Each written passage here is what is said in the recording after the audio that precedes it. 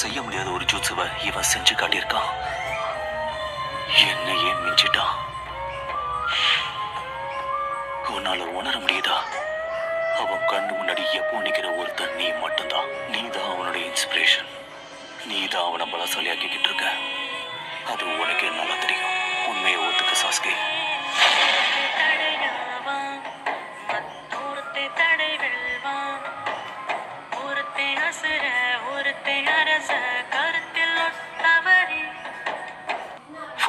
கேட்கல கான்கிரோ நெச்சி அப்புறம் கெமாரி இவங்க 3 பேரும் அடுத்த கட்டத்துக்கே போயிட்டாங்க.